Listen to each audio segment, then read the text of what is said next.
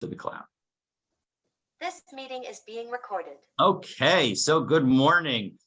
We get to begin a new Masechah today. The beauty of Daf Yomi is that we are always moving forward and always progressing, and always every day we're learning at least something. So today's leaders. Today we get Rashi back today. Rashi back today because Masechah Sotah has Rashi, and so we'll have the chance to learn with Rashi once again. So that's number one. But let me share my screen and let's do a little bit of introduction. We got a bunch of points that I want to make as in the introduction, and so let's get going. So the first is that let's talk about some important, we're going to deal, Masechet Sotah deals with the laws associated with a woman suspected of having adultery. And so here are some important concepts and definitions. So the term Sotah refers both to a woman who engaged in adultery and one who is suspected of adultery. If you have a Sotah Vadai, that means that there were witnesses that confirmed that in fact she was involved in an adulterous relationship. And if that's true, well, then she's going to be prohibited to be with her husband, and they're going to likely have to be divorced. There's a question in the poskim as to whether or not they actually have to divorce. She's subject to the death penalty, assuming that she had the sufficient warning. She forfeits her ketubah because before or after she gets divorced. Well, those are partial alternatives. The question is, but you ask a good question, is if she's subject to the death penalty, do they even bother having to get divorced? She forfeits her ketubah. She's not allowed to marry the man with whom she sinned. She is permanently disqualified from eating truma and marrying a Kohen. And if there is only one witness to the affair, then meaning that there's not two witnesses, then she's subject to all of the prohibitions and she needs to get divorced. But the Sotah process doesn't apply, and of course she is not killed. So those are the basics with respect to a Sotah Vadai. Sotah Safek, that means that she's only suspected. And in order to fall into this category, we need two things. One, she needs to be warned about secluding with a specific man. This is mikaneh, that she needs to be warned, and she needs to be warned. And two, she must seclude. She needs stira with that man for a sufficient time to engage in marital relations. And so only if you have both of those things, namely, both of these things must be done before, well, we paskin at least two witnesses, but we'll see today that there's a debate about whether or not both of these need to be before two witnesses or not. We'll get that detail today. That's going to be one of the main topics for today. And if this happens, so then the woman is treated as a Sotah Vadai until she goes through the testing process or proves her innocence. So that's the story with a Sotah Safek. So what is that Sotah process? So we'll go run through it now. We'll have it on in our mind, and we'll know it for future reference, but let's go through it. So once a city Beit Din determines that a woman is a Sotah Safek, so the husband takes his wife to the Sanhedrin in Yerushalayim. The judges of the Sanhedrin will attempt to elicit a confession from her, meaning because we don't want to have to, a part of the Sotah process, as I'll mention in a moment, is the writing of the Parsha of Sotah, which includes Hashem's name, and we then go ahead and erase that Parsha into the Sotah water. We scrape the ink into the Sotah water, which is a little disgusting, but definitely something that we would prefer not to do, given the fact that we're erasing Hashem's name. And in general, you're not allowed to erase Hashem's name. So, and then she's taken to the Nicanor gate, and a Kohen begins the test. And she starts by affirming her innocence. That should say innocence. The Kohen prepares water mixed with a couple of different things. One is soil from the floor of the sanctuary, a bitter herb, and the scraped ink of the text of the Sotah Parsha written on a scroll. The Kohen tears the Sotah's clothing, revealing her breast, and then ties the garment to cover it. The Kohen has the Sotah hold the husband's mincha offering before transferring it to a holy vessel to sanctify the offering. The Kohen then gives the Sotah the water to drink. If she's guilty, she's removed from the Beit HaMikdash as quickly as possible because she's about to die a horrible death. and the adulterer is going to also die. And if she's innocent, well, then her health will improve and she's going to have beautiful children with an easy delivery.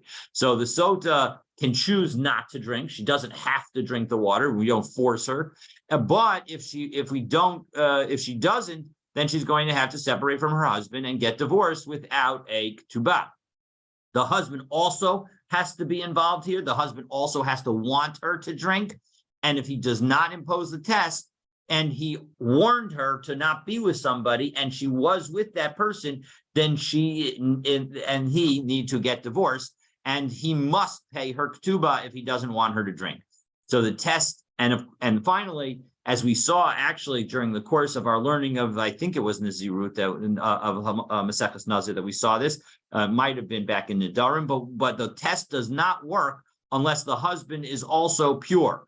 If he also engaged in an illicit relationship, well, then the waters aren't going to work. So those are some of the basics that are important to know and keep in mind as we go through, and so let's get started. So hamekane leishto, and we're going to, kinui is usually refers to jealousy, and as a teaser for tomorrow, I will note that we will explain the connection between the fact that here, when we say mekane, we're actually referring to the warning itself and not to the jealousy that drove the warning. But hamekane leishto, if somebody warns his wife, Rabbi Eliezer Omer mekane la al pi shnayim, he's got to warn her in front of two witnesses.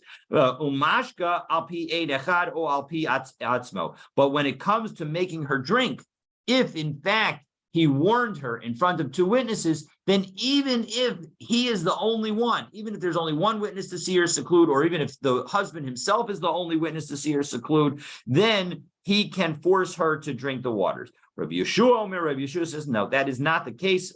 Rather, mekane la al pi shnayim, umashkel al pi shnayim. You need two witnesses, whether you're going to give her a warning or you're going to make her drink. No matter what, you're going to need to give her two warnings. So, Ketza Mekanela, how do you engage in this warning?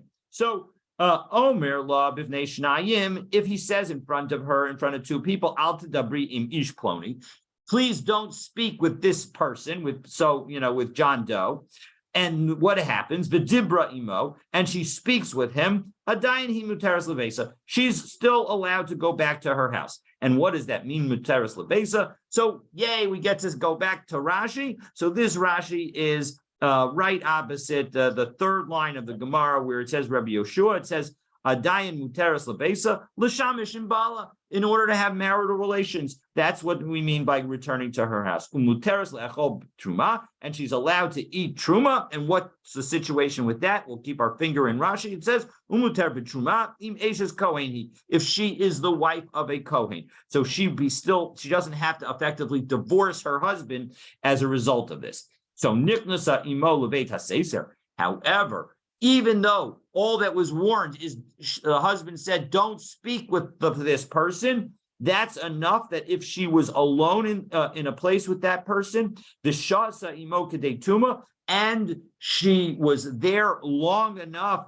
to engage in an illicit relationship, asura leveta, she is forbidden to her house, v'asura le'echol b'truma, and she is prohibited to eat truma if her husband was a kohen. So let's go into the Rashi here, because there's a third thing that is actually prohibited, but it's just not relevant to our conversation at the moment. And Rashi helps us by pointing out that third thing that is prohibited. So if we take a look again, it's like one more line down from where we ended the last Rashi, Asur Levesa Misafek, that she's, because of the uncertainty of whether she had the illicit marital relations or extramarital relations. So as a result of that uncertainty, we're going to say she shouldn't go back and be with her husband.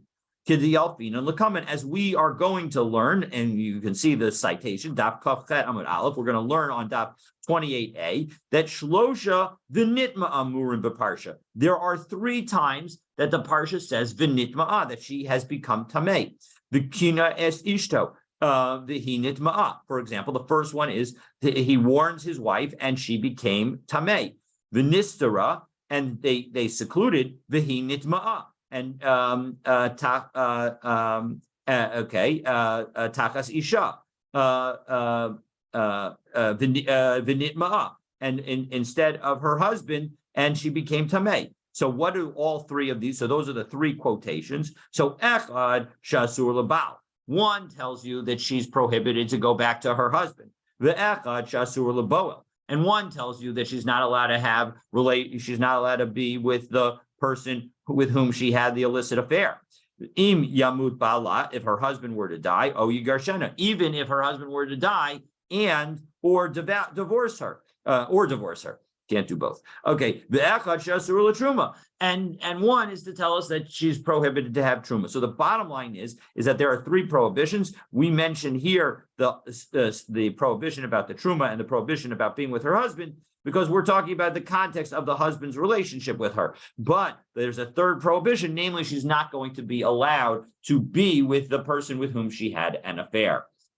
And one can understand, obviously the Torah has its own reasons, but there's a logic to that. If we want to try and limit the legality of affairs, so then and limit the incentive to have an affair. If you have an affair with somebody, well, then we're basically saying that you're not allowed to actually marry that person. What happens if her husband dies before the Sotah goes through? Would she fall to Ibum?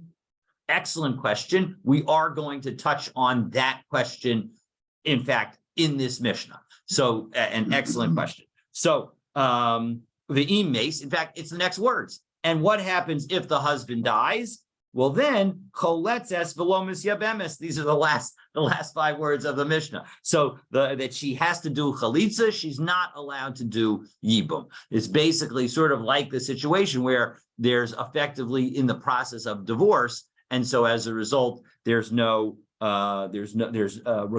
chalitza and not yibum. Okay, so now the Gemara wonders about the placement of this. Now, Get her ketubah? Would she still get her? I don't think so. I'm not 100% sure, but I'm sure. Thank you. I think we'll find out. Well, I think we'll find out as we go. So here we go. So now the question is, why is Maseches Nazir? Why are we learning Sotah after Nazir? After all, in the Torah, Sotah actually comes before Nazir. So Mikti Tana Nazir Salik. We've just finished Nazir, Maseches Nazir. My Tana to Tana Sotah. Why are we now learning Sotah? So Kid the Rebbe, this is like an analogous to something that Rebbe taught. To Tanya, we have a brisa. Rebbe Omer, Lama Nismacha Parshas Nazir LaParshas Sotah. Why is Parshas Nazir connected to Parshas Nazir, meaning that the Parshas, the Sotah Parsha is in Perek Hey of Bamidbar and all the way until the end of that Perek. And the 6th Perek of Bamidbar begins with Nazir. So Lomar Lacha, the whole reason of that adjacency is to tell you, Shekol HaRoa Sotah B'Kil Kula, Yazer Atzmo Min HaYayin. Anybody who sees this story of a Sotah should recognize that it potentially could even result from wine and should separate themselves from wine, meaning that they should become a Nazir, right? Because it's wine that could potentially lead to that kind of relationship of her of her engaging in a potentially illicit relationship. The Lisnei Sotah v'Hadar Lisnei Nazir. Well, 1 second. If that's the case, if the whole purpose is because somebody who sees a Sotah should actually become a Nazir, why aren't we learning Masechet Sotah first and then learn Masechet Nazir? So I did the Tana Ketubot, the Tana Hamadir. Well, we have to go back 2 more Masechtot ago. What did we learn before we learned Masechet Nadarim? We learned Masechet Ketubot. And in Ketubot, what did we say there? We said we had a perek about making a neder. And so as a result, Tana Nadarim. So after having talked about somebody who makes a neder in a latter perek of Maseches Nedarim. So we're now, so we're going to Maseches Ketubot. So now we got to learn Nedarim. But I did Tana Nedarim, Tana Nazir, and since because the Dami Nedarim, and after we learned Nedarim, well, then we should learn Nazir because a Nazir is a type of Neder. The Katani Sotah Kedarebi, and so now that we had this pattern that we had to go in this particular order of Ketubot Nedarim Nazir, well, now that we have that, let's put Sotah right here based on the statement of Rebbe that one who sees a Sotah should become a Nazir. Now, Tosos asks a question. So we got a nice Tosos here at the top of the page, the first Tosos in Sotah, and that starts us off nicely. So Tema, I have a question. V'ha b'reish Maseches Nazir. If you remember back to the Maseches, beginning of Maseches Nazir, which I did not remember, but thankfully we have Tosos to remind us. Amar, what did we say? Delo tanale ella agav Sotah. The whole reason that we're learning Nazir in this Nashim, right? Nazir has nothing to do specifically with women, and yet this Seder of Mishnayos is called Nashim. So why do we learn this? It's because we learn it because of Sotah, Kedarebi, right? So V'yesh Lomar, Delo Kava B'Seder Nashim, Ella Agav Sotah. So the explanation, meaning we just said, why is it that we have Nazir here? It's because Nazir was a type of Neder. But when we said that when we asked back in Maseches Nazir, why is it that we have Maseches Nazir here? We didn't say, well, it's a type of Neder and we're following the Darim. No, we said that it's because of the connection to Sotah. And we wanted to put Nazir next to Sotah. So why didn't we say, why? So, we cited Rebbe, meaning we did not give the explanation that we just gave. We did not say that it's because of Nedarim. So v'yesh lomer delo kava b'seder nashim elo agav Sotah. No, the reason that we have it in nashim is because of the connection between Nazir and Sotah. However, what's the order that we do? Umishum to damyul and Nedarim kava basar Nedarim. So the point is that after we have when it comes to the ordering, that is why we put Nazir after Nedarim. So the order is based on the connection of Neder and Nazir, but when it comes to the placement, the fact that we're talking about this issue, that the issue of Nazir now, or that we talked about the issue of Nazir in the last Masechet, it is because of the fact that we have this connection between Sotah and Nazir. The Tema. So now the Tosos continues and wonders, Amai lo kava agav Nedarim. Why isn't Nedarim? Why isn't the fact that Nazir is a type of Neder? Why isn't that enough? Why don't we answer that it's because of Nedarim? Daha b'perek daled de Nazir tana mishnayos tuva demayri benidre nashim paris baal. Right, we talked about in Nazir, we talked about the ability of the husband to annul the vow because Nazir is a type of Neder. So why not say that that's the reason that we have Nazir in Nashim? V'yesh lomer de adifa le l'meimer mishum Sotah de parshios nami nismechu. Okay, because the answer is that Tosa says is that actually by citing Rebbe, we get to learn two things, because not only do we have an adjacency between Maseches Nazir and Maseches Sotah, but we have an adjacency between Parshas Nazir and Parshas Sotah.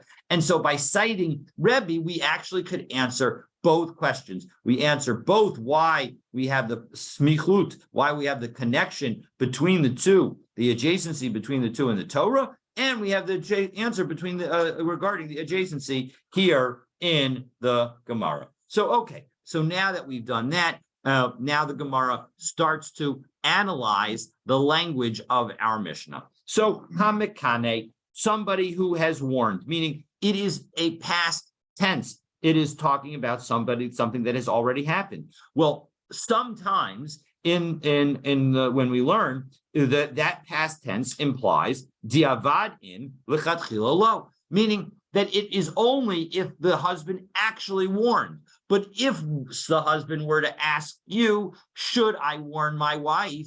and tell her that she should not speak to somebody, well, then that is not a good thing for him to do.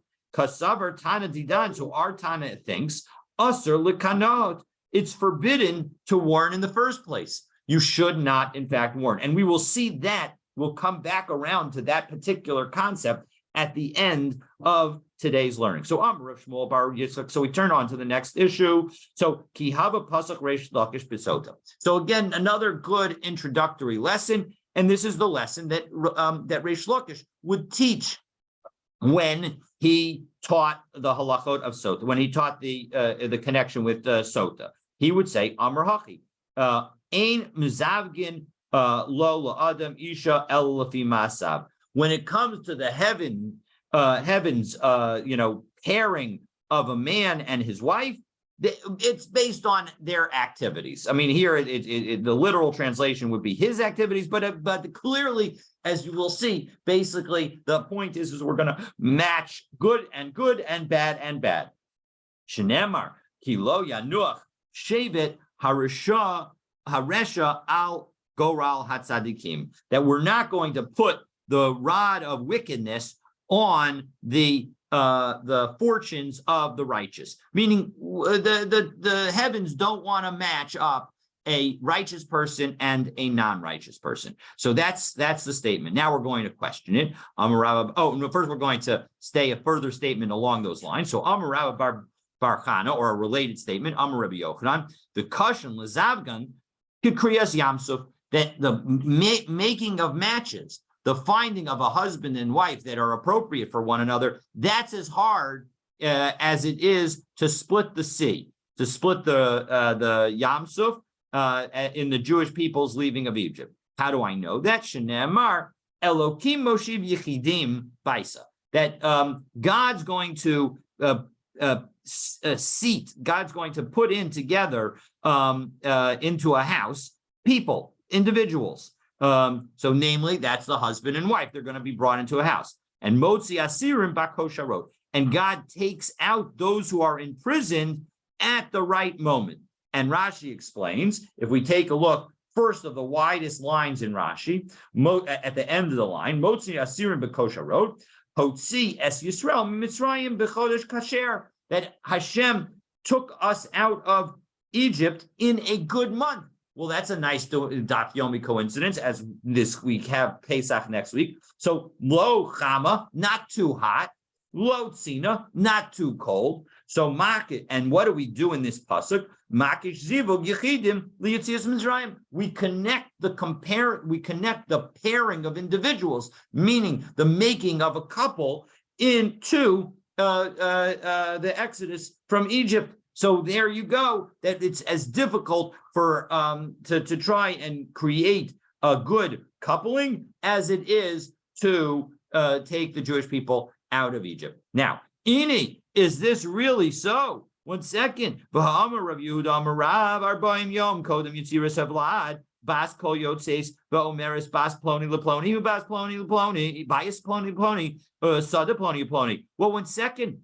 How can you say? And let's take a look in Rashi. How can you say that? And we'll see what that is in a moment. Because didn't Rav Yehuda say in the name of Rav that 40 days before the embryo is formed, meaning essentially at conception, you have a baskol comes out and says that this baby is going to marry the daughter of so and so, and this baby is going to end up getting this house, and this baby is going to end up getting this field, meaning that these things are predetermined. So how can you say something? So let's take a look. What is the how that you can say? So let's take a look back in Rashi. Eini, mi havi zuvig lefi resha uschut. Can you say that a person's match is based on their merit or demerit? V'ha mikodem yitzirasam. It's before they were even created that they were being matched up. Shein noda rishu v'schuto. You can't know whether or not they're going to be good or bad. And machrizin as zogo, and yet they call out their partner. V'im tomar hakol gali lefanav. If you want to say that everything is known to God, hakol bidei shamayim chutz miyira shamayim. You can't say that because everything is in God's hands other than fear of heaven. As we'll see when we learn Maseches Nida together, God willing, Malach Hamamuna al Harayon, that the angel that's overseeing the pregnancy, Notel Tipa, he takes the little before it's even an embryo, Umevia Lifnei Hamakum, and brings it before God. V'omer Lefanav Tipa Zu, this little drop. Matehe Aleha, what's going to be for its future? Is it Yibor or Chalash? Is it going to be strong or is it going to be weak? Chacham or Tipesh? Is it going to be smart or less smart? Usher or Ani? Is it going to be wealthy or not? About Sadik Virasha, Lo Kamerlay, De'ain Zebi De Shemayim. But whether or not this person is going to be a righteous or evil, that we do not say, because that is not up to heaven. So it's interesting because, of course, one could say that there's somehow no inconsistency between God knowing the future and God and free choice. But this Rashi certainly seems to suggest that there is an inconsistency between the two. But in any event, the bottom line is that what Rashi is taking away from this question is, how can you say that God pairs people based on their righteousness when the pairing is happening before the person has had a chance to be righteous or not righteous? So lo kasha habezavig rishon habezivig sheni, that when you come to the first match between a husband and a wife, so that's the first time that a person gets married, so they're going to be matched based on whatever was determined before birth. However, when it comes to a second match, that is going to be determined based on their behavior. And so, yeah. Second wife at the same time, or? No, second. I think it means like a second partnering for both, but not completely clear. You're right that it could be even just a second wife for the person. That's an interesting way of thinking about it. Only God knows what's the future. Yes, yeah. Well, what Rashi is saying now is that when it comes to what you are going to do, maybe even God doesn't know. If you're talking about doing something good or something bad, God might know whether or not you're going to be wealthy or you're going to be poor, or you're going to have this house or you're going to have that house. But when it comes to God knowing what you're going to do and whether you're going to do the right thing or the wrong thing, that maybe God doesn't even know. So that's a powerful thought as we go into the holiday of freedom, to recognize that God may give us so much freedom that Hashem has effectively precluded himself from knowing, from God's self, from knowing what the future is with respect to our actions. We don't know who's going to win in sports. That's right. We don't know. Okay.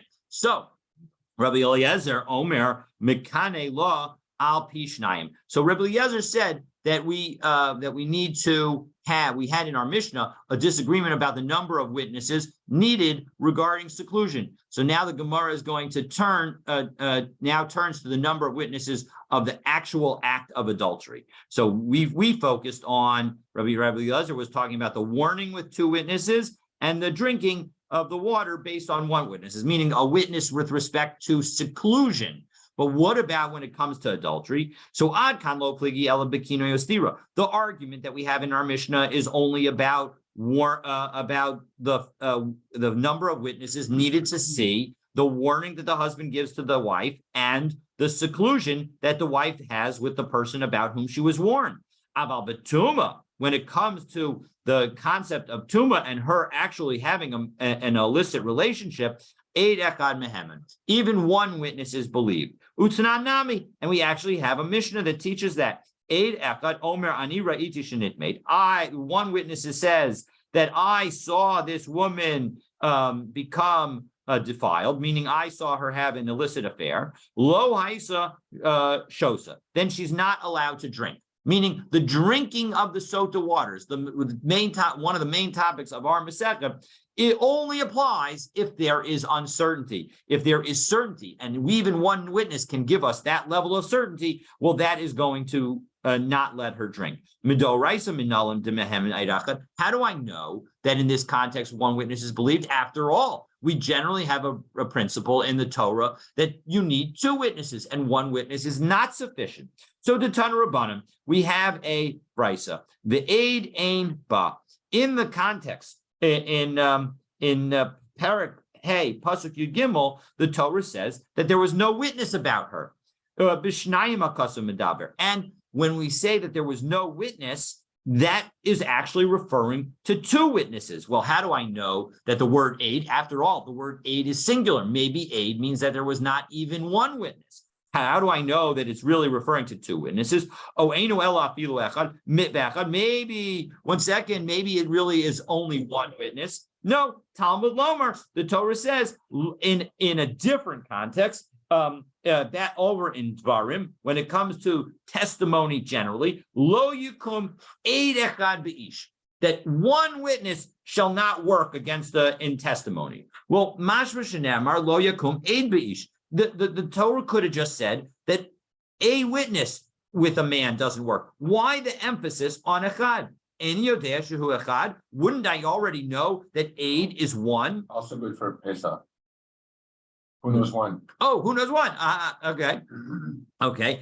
Well, it's not that one. So, but okay. So what does the fact? Eini Yodea. Yes, exactly. There you go. So how do I? What do I learn from the fact that that verse says the word echad?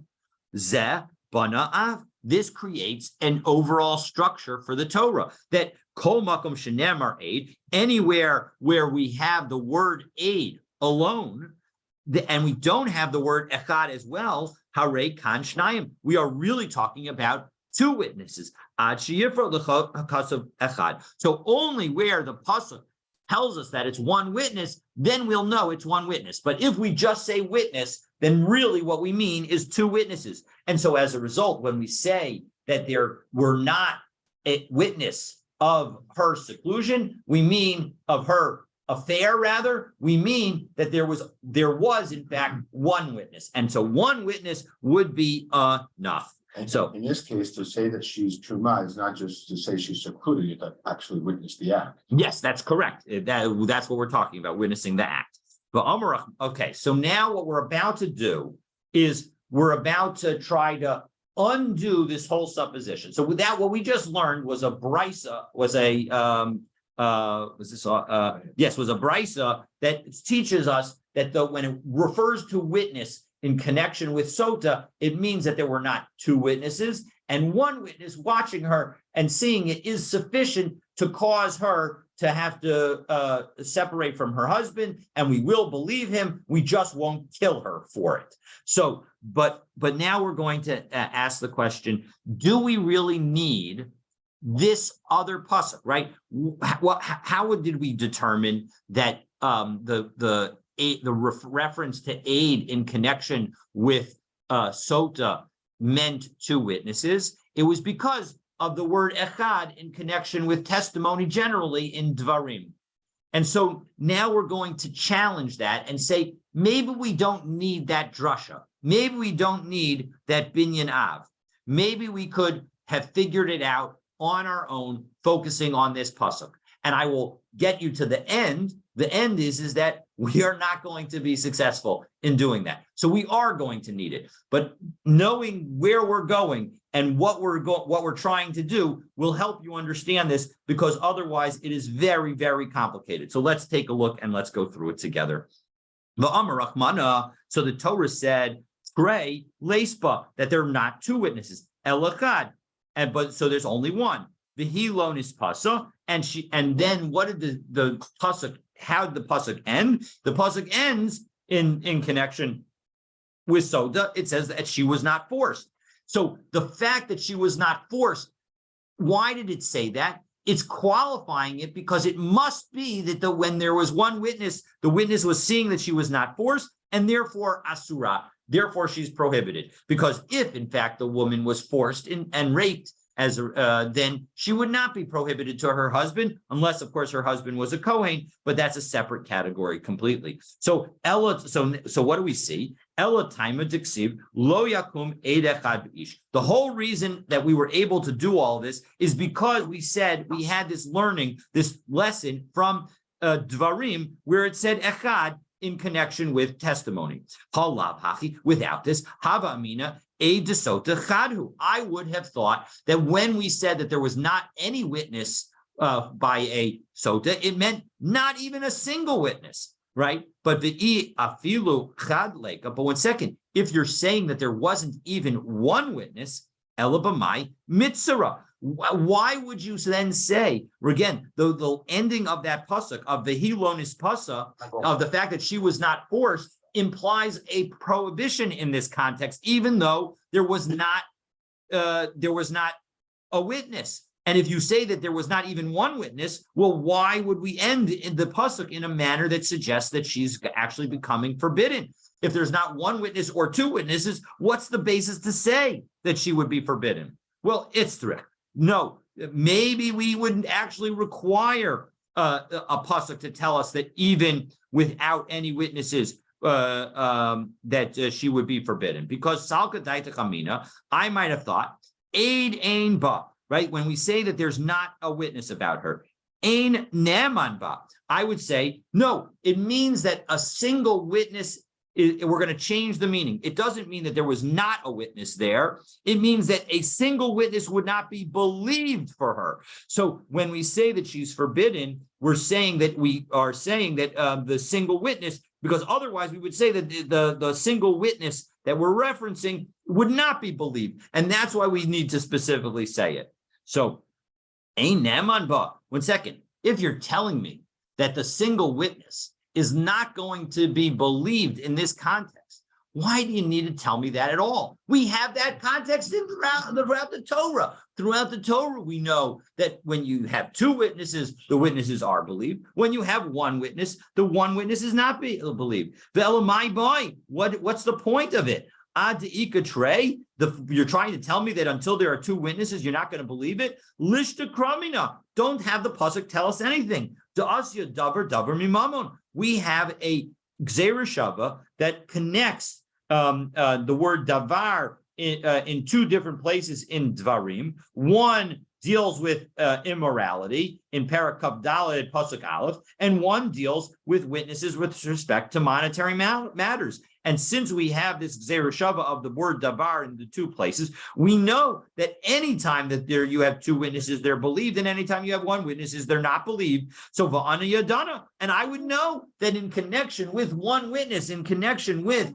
her being her affair, we would know that one witness is not believed. So why would you need to tell us that? So midi dehava akol idiot shebetorah.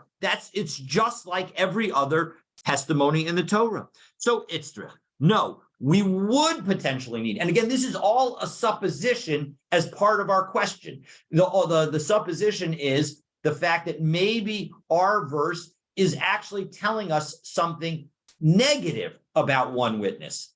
And the reason that we want to tell us something negative about one witness is that would explain why we specifically need to cite echad as the reason to tell us that it's actually telling us something positive about one witness. It's not that the one witness is not believed, it's that the one witness is believed. So Itzra, actually, maybe I might think that maybe I need to tell us the fact that one witness should not be believed in this context, because Sotah shiny. I might have thought that a Sotah situation is different and that we should believe one witness. Because as we saw this phrase at the end of Maseches Nazir, there are legs to it, meaning that there's already a basis for us to be concerned about her behavior because the husband warned her. So as a result, it makes sense to say that maybe one witness is sufficient for us to say that her not only seclusion, but her affair, that in fact, we should believe her in that context. Shahare kine la finistra, right? Here she went ahead and she was warned and she ended up secluding herself. So Lizaman ba edagad, let's believe one witness. And therefore, now, and so therefore, the whole thing makes sense, right? Because what have we just said? We've said that really we can't say that the pasuk. Really, I might have thought that this pasuk should tell us that we don't believe one witness, but now that we have the drasha in Dvarim about Eid Echad, so now it tells us that the aid in this pasuk is really two witnesses, and so as a result, we can learn from this pasuk that really one witness is sufficient. So umimatzis amra de'ein ne'eman ba. Well, 1 second, can you really ever have thought that the Torah would tell us that a single witness would not be believed about her, the Sharia, and that she would somehow be permitted to go back to her husband? But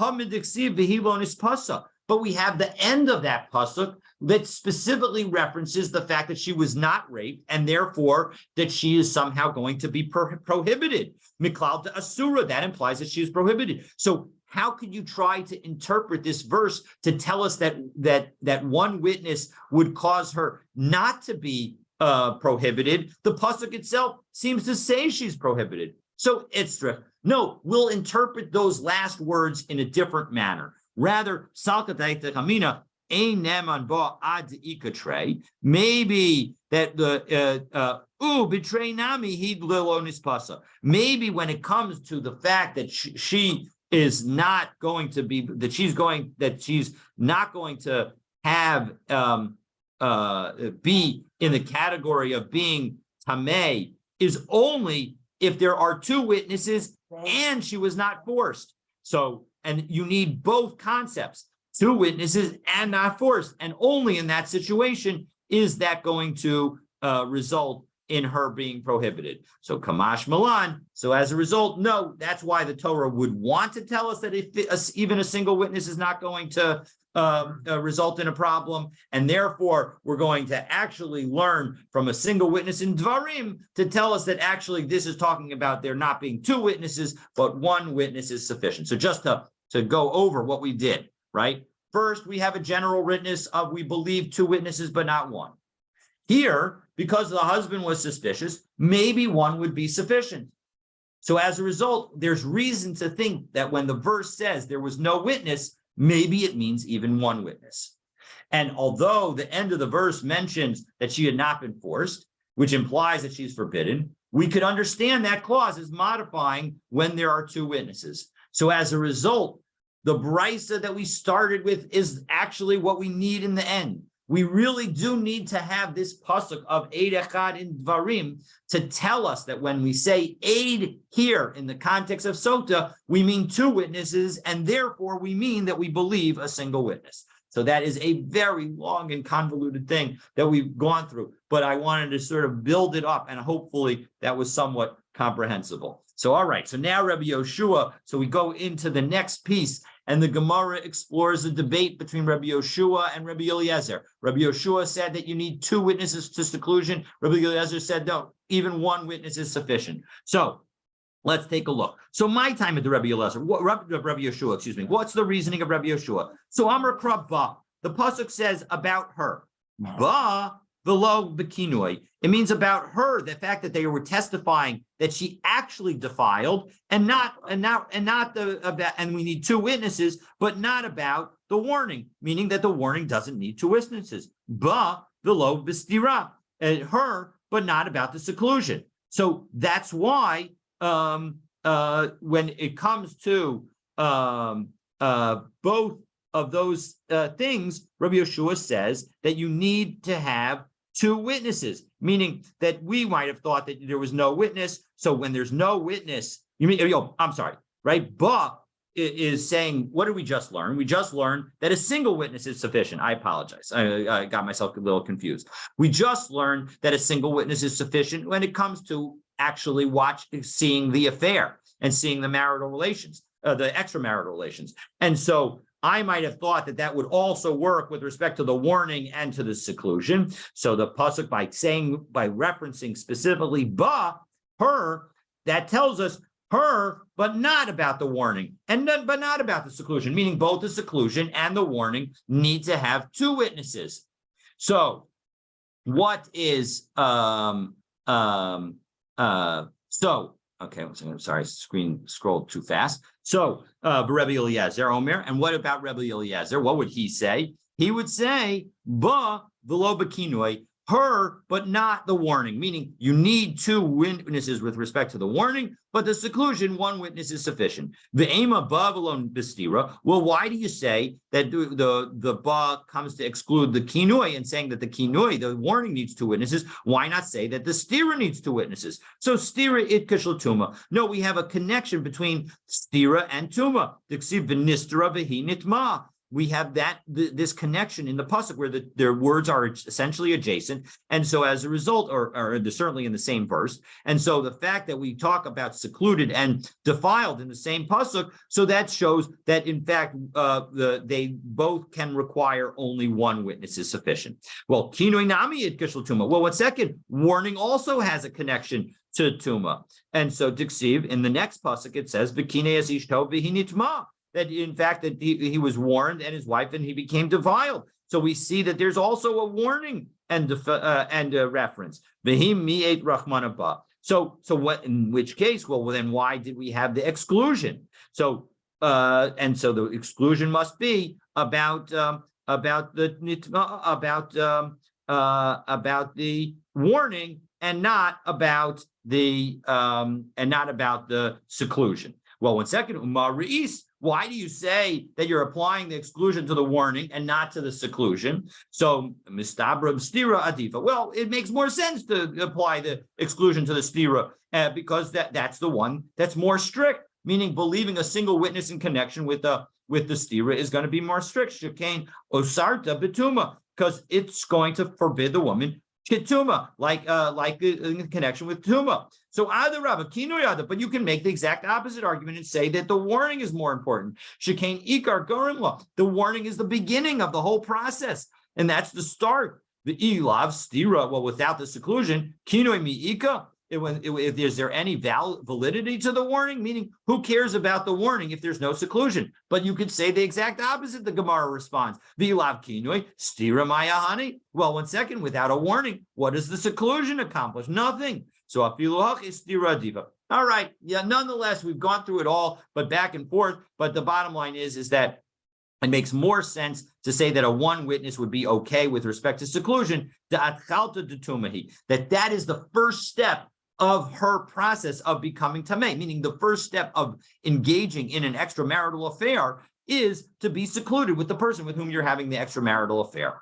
Okay, so masnisin deloka haitana. So we had this machlokas, and it's not like the fatana of the following brisa. Titania, because we learned in a brisa, Rabbi Yossi Rabbi Yehuda Omer Mishum Rabbi Eliezer. Right, we're going to now have a different view for Rabbi Eliezer. In our Mishnah, Rabbi Eliezer says that you need two witnesses for warning, but only one witness to cause the wife to drink, namely for seclusion. Well, here we're going to see something different. Hamakane liishto, Rabbi Yossi, the son of Rabbi Yehuda, said in the name of Rabbi Eliezer that one who is warning his wife, Mekana al pied achad o al piatzmo, he can warn her even by his own testimony, even with one witness. But he needs two witnesses to cause her to drink. So the exact opposite of what Rabbi Eliezer said in our Mishnah.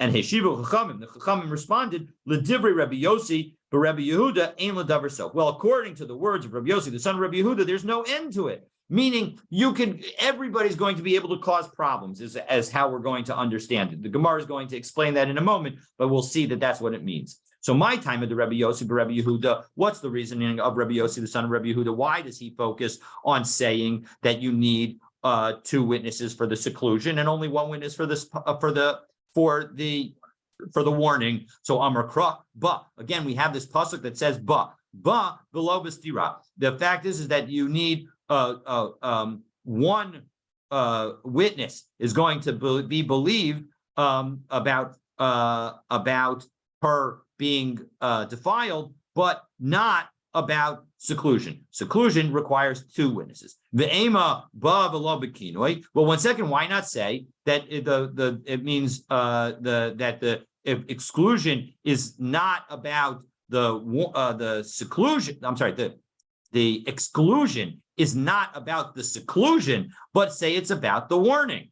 So kinoi itgish latuma. No, we have this connection between kinoi and tuma. Dixiv the kineas ishtov vehi nitma. Right, in that verse we said that there's this connection between the two, and so as a result, because of the connection between the two, we're going to say that just like one witness is sufficient with respect to seeing the actual act of the extramarital affair, so too one witness is sufficient with respect to the warning. Well, when second stiranami at gishel tuma, we also have a juxtaposition of seclusion with the act, with the defilement.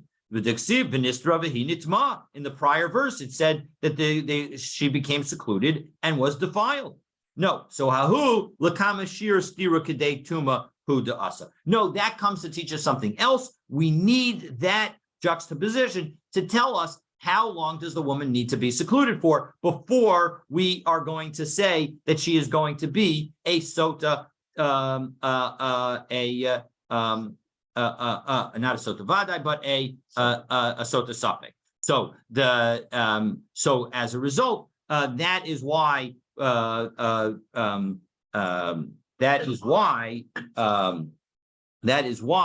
Yossi, the son of Rabbi Yehuda, will say that in fact she needs two witnesses for the act of seclusion, but one witness is sufficient, both with respect to the warning and with respect to saying that they saw the actual act of the extramarital affair. Okay, so and Heshivu Chachamim, the rabbis answered the Divri Rabbi Yossi, but Rabbi Yehuda ain't l'davar so. Well, 1 second, according to Rabbi Yossi, the son of Rabbi Yehuda, there's no end to the matter. So my nihu, what does it mean that there's no end to the matter? So we're going to do 3 different efforts, and then with the third effort, we'll conclude, and then we'll say a quick story of what this all teaches us. Dezimnin delokani. Well, 1 second. Sometimes the husband will not have warned his wife, v'amar kanai, and he'll say that he warned her. And so as a result, we'll have tremendous numbers of problems. Well, that would imply that in our Mishnah, we would have a soap. There would be an end. Zimnin delo is tatar, that maybe she didn't seclude. The Amar is tatar. But 1 second, we have the same concern in our Mishnah, according to the understanding of Rabbi Eliezer. Same problem. She could, the husband could lie and say that she secluded herself, and once he warned her. So Amar Rabbi Yitzchak Bar Yosef, so we answer number 2. Amar Rabbi Yitzchak Bar Yosef, Amar Rabbi Yochanan, Avla de Rabbi Yossi, Rabbi Yehuda. No, so say that what we're saying, what the sages are saying, what the Chachamim are saying in this brisa is that even according to Rabbi Yitzchak Bar Yosef, I'm sorry, even according to Rabbi Yossi, Rabbi Yehuda, we're going to have Ein L'davar So. So, well, 1 second. After the Rabbi Yossi and Rabbi Yehuda, you're going to say even according to below me by the Mishnah Seinu, and you're saying that therefore it wouldn't be necessary in our Mishnah. 1 second, Adarabba, the Mishnah Seinu ikar. There's more of a concern in our Mishnah because there you at least have a little bit of a foundation. Meaning the point is that if you're going to say that it's even this brisa of Rabbi Yossi, the son of Rabbi Yehuda, that implies that there's a better reason to say that our Mishnah would have it, that our Mishnah would be Ein L'davar So. But our Mishnah has less of a reason because at least in our Mishnah, we've got 2 witnesses to the act of, we need 2 witnesses, in our Mishnah, we need 2 witnesses to,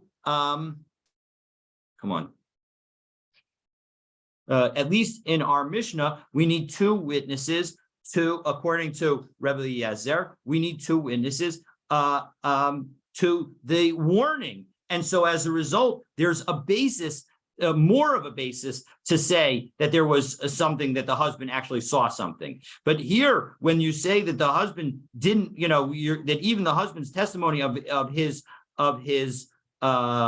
warning, Hasam Leika Ikar, there's no first step of a proof that there was any warning. And so Rabbi Yossi, the son of Rabbi Yehuda, seems to be more difficult. So rather, let's review it. And this is what the rabbis were saying. Amar Rabbi Yitzchak, Amar Rabbi Bar Yosef, Amar Rabbi Yochanan, L'divrei Rabbi Yossi, Rabbi Yehuda, Afla Mishnah Seinu. No, even in our Mishnah, not only according to Rabbi Yossi and the son of Rabbi Yehuda, but even in our Mishnah, Ein Ladavar So. So we're going to say that in all those cases, we don't want to have just one witness because you're going to just cause lots and lots of problems if the husband can testify either about the warning or about the seclusion. And Amar Rabbi Yachanina of Surah, Rabbi Chanina from Surah said the following: Lo lema inish le'itse bizman hazeh.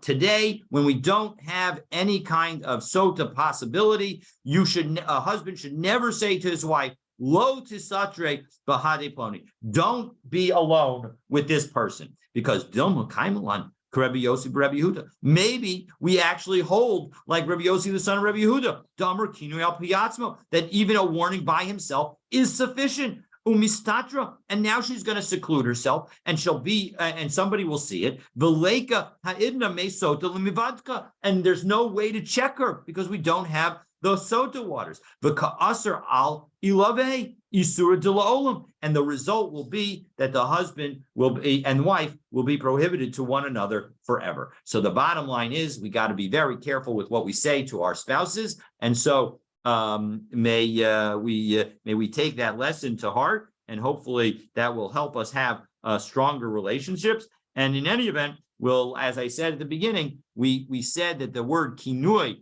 is the word for warning, but kinui also means jealousy. And so stay tuned for tomorrow's daf for an explanation for how these two terms are related. Wow. Shabbat shalom. Shabbat shalom. David. Yes, next week is the holiday. Shabbat shalom. Next week again, Wednesday, God willing, we will start at 8 o'clock to give us time for the siyum of the phone. But it's gonna be 8 o'clock. Have a great Shabbos. No, that's Yes, for- no, 8 o'clock when we learn together, we'll learn up here. We'll go for after that the scene. after the siyum. After the siyum. For Okay, those- be well, everybody. Yes. For Do you have a those of question? us- Fridays next week. for those of us not in Riverdale, we could be Yotzi, I don't know. the firstborn males, we could be Yotzi the CM on Zoom, or should I look for a local one in Lakewood? Next Friday. That is my understanding. Yeah, Shabbat. Yeah. Obviously, it's best to go to, if you can go to a local one and participate in the siyum and in the eating of the food at the end, that would be the best. But I believe I've understood that even a siyum over Zoom is sufficient. Have a wonderful Shabbos and look forward to seeing you next week. Bye, James. See you.